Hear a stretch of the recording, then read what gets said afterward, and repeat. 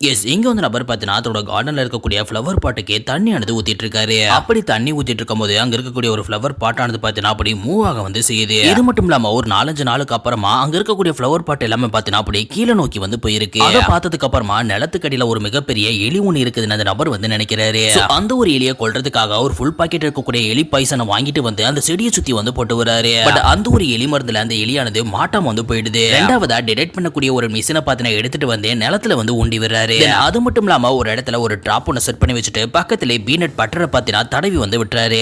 இந்த ஒரு டிராப்ல ஏதாவது ஒரு வித்தியாசம் தெரியுதான்னு பாக்குறதுக்காக அந்த இடத்துல ஒரு 2 சிகப்பு கொடியை வந்து நட்டு வைக்கிறாரு. இது எல்லாத்தையுமே ஒரு ஒய்ஃப் பாத்தீங்கன்னா கண்ணாடி வழியா நின்னு பார்த்துட்டு ரொம்பவே நர்வஸா வந்து ஃபீல் பண்ணிட்டு இருக்காங்க. இவர் கார் எடுத்துட்டு போயிட்டு மறுபடியும் ஆபீஸ்ல இருந்து பாத்தீங்கன்னா சீக்கிரமா வந்து வீட்டுக்கு வந்துறாரு. வந்து அடுத்த செகண்டே அவரோட ஒய்ஃப் பாத்தீங்கன்னா வேகமா ஓடி வந்து எனக்கு பார்பிக்யூல சாப்பிடணும் போல இருக்குன்னு வந்து சொல்லி வர சொல்றாங்க. இவரும் போறதுக்கு முன்னாடி பாத்தீங்கன்னா டிராப்பை செக் பண்ணி பார்த்துட்டு போயிடலாம்னு சொல்லி டிராப்பை செக் பண்ண போறாரு. அப்ப அங்க கொடியானது பாத்தீங்கன்னா அசச்சுன்னு வந்து இருக்கு. பார்த்த ஏதோ மாட்டிக்கிச்சு போலான்னு சொல்லி அந்த டிராப் எடுத்து பாக்குறாரு. பட் அந்த டிராப்ல பார்த்தனா எதுவுமே வந்து மாட்டல. அதை பார்த்ததுக்கு அப்புறமா அவருக்கு டவுட் ஆனது ரொம்பவே அதிகரிக்க வந்து செய்யுது. மேல திரும்பி பாக்குறாரு. அப்ப பக்கத்து வீட்டுல ஒரு சிசிடிவி ஒன்று இருக்கு. அதை பார்த்ததுக்கு அப்புறமா அன்னைக்கு இருந்து 3வது நாள் கழிச்சு நான் ஒரு லாங் பிசினஸ் ட்ரிப் ஆனது போக வேண்டியது இருக்குதுன்னு தன்னோட ஒய்ஃப் கிட்ட பத்தி சொல்லிட்டு அங்க இருந்து கிளம்பி போயிடுறாரு. தன்னோட ஹஸ்பண்ட் போன அடுத்த செகண்ட் ரொம்பவே சிரிச்சுக்கிட்டே பக்கத்துல இருக்கக்கூடிய டோரை பார்த்தா ஓபன் பண்ண வந்து போறா. அப்ப அந்த ஒரு டோரானு பார்த்தா வெடிச்சு சதற ஊசுது. வெடிச்சு அடுத்த செகண்ட் ஃபயர் ஃபைட்டர்ஸ்க்கு வந்து கால் பண்றாங்க. ஃபயர் ஃபைட்டர்ஸும் பார்த்தா கரெக்ட் டைம்க்கு அங்க வந்துடுறாங்க.